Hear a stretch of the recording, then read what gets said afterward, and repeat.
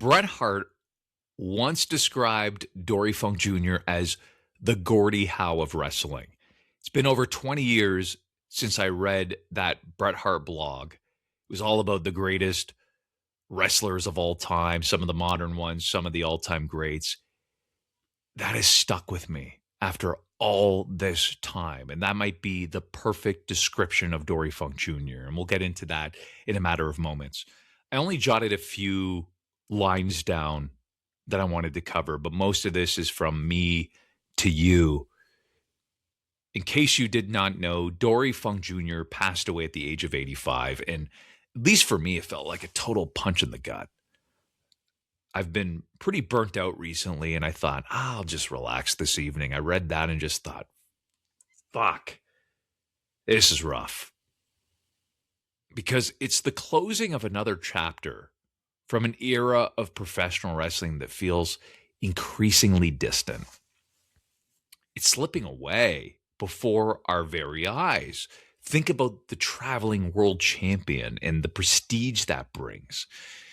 How many do we have left, right?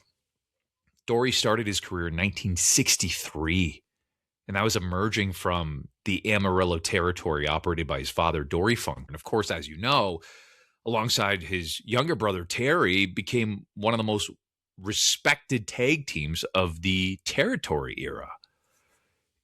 You know that they were over in Texas, right? They were revered and worshipped in Texas, but maybe just as much in Japan.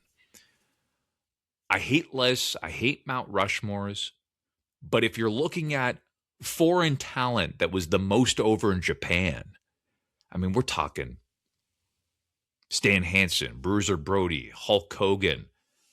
Terry and Dory belong on that short list, along with a handful of others, but they were so incredibly over in Japan because they earned a reputation not only as tremendous wrestlers, but two men whose toughness was never questioned, ever.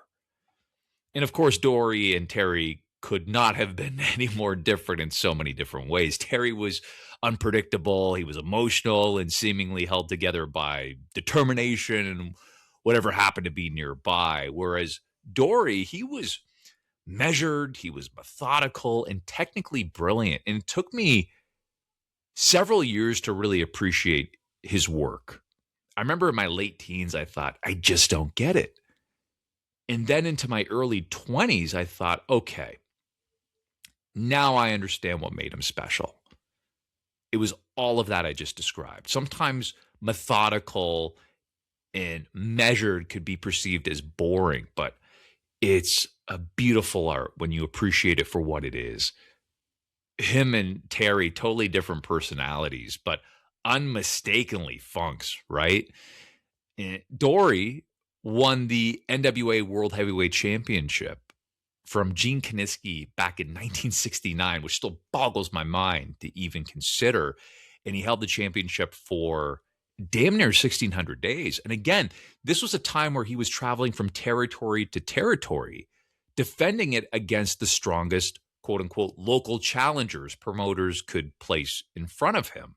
So promoters would take their strongest talent, put them up against the traveling world champion, draw a house, and it was a big deal.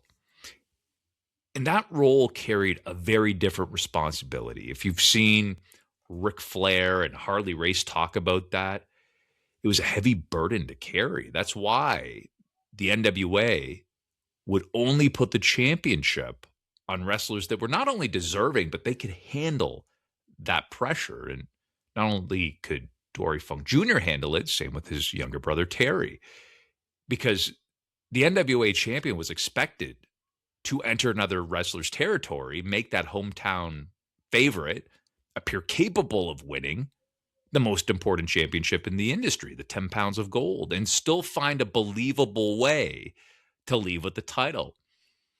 Maybe I'm just looking at this through rose-colored glasses, but I still romanticize about those times. There's something so incredibly special about it. And Dory did that for more than 4 years. Again, going back to Bret Hart, he later said that Dory established the work rate that he and other great wrestlers of his generation patterned themselves after. You want to talk about legacy? There you go. But it's about giving back and paying it forward, because he did not just perform at this incredible level. He helped establish the new generation. And that's something that I always greatly respect, because you think about the Funkin' Dojo and the amount of talent that came through there, including a Kurt Angle and so many others, Edge, Christian, Lita, the Hardys, Mickey James, countless others. And his straightforward advice to Kurt Angle is something that has stuck with me. He told Kurt that anything he had done in amateur wrestling could be used in professional wrestling. He just simply needed to adapt it. So whenever you look at Kurt Angle and you think he's like a fish to water, he adapted to professional wrestling quicker than perhaps anybody else, you have to tip your cap to Dory Funk Jr. and Dr. Tom Pritchard for that as well. Respect the fundamentals, right? That's what I always think about when Dory Funk Jr. comes to mind. And damn, he spent more than 6 decades doing exactly that. First as a wrestler, then as a teacher to the generations that followed him.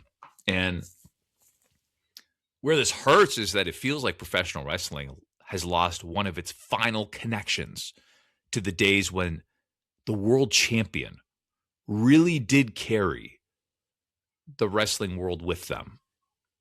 As I kicked off with, Bret Hart called Dory Funk Jr. the Gordie Howe of wrestling. And the more you understand Dory Funk Jr., the more perfect that description becomes.